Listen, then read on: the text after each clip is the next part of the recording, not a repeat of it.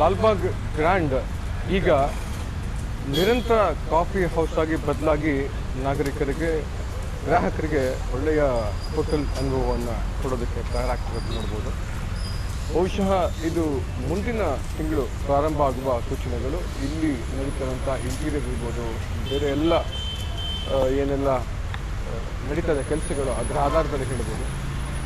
ಮುಂದಿನ ಒಂದಷ್ಟು ಡೆವಲಪ್ಮೆಂಟ್ಗಳ ಬಗ್ಗೆ ನಾನು ತಿಳಿಸ್ಕೊಡ್ತೀನಿ. ಈಗಷ್ಟೇ ಇಂಟೀರಿಯರ್ ಕೆಲಸಗಳು, ಅಡಿಗೆ ಉಪಕರಣಗಳೆಲ್ಲ ಬಂದಿವೆ.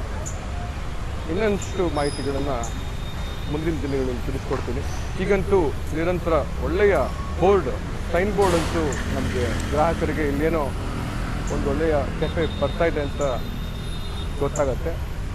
ಲಾಲ್ಬಾಗ್ ವಾಕರ್ಸ್ಗೆ ಇಲ್ಲೇನು ಬೆಳಗಿನ ಉಪಹಾರ, ವಾಕಿಂಗ್ ನಂತರ ಉಪಹಾರ ಮಾಡೋಕ್ಕಿರ್ಬೋದು, ಒಂದು ಕಾಫಿ ಇರ್ಬೋದು, ಎಲ್ಲವೂ ಭಾಳ ದಿನಗಳಿಂದ ಮಿಸ್ ಆಗಿತ್ತು.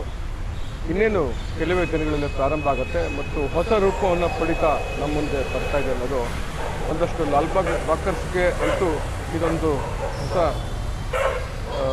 ಉತ್ಸಾಹ ಭರವಸೆಯನ್ನು ಮೂಡಿಸಿದೆ ಅಂತಂತೂ ಹೇಳ್ಬೋದು. ನಮಸ್ಕಾರ, ಧನ್ಯವಾದಗಳು.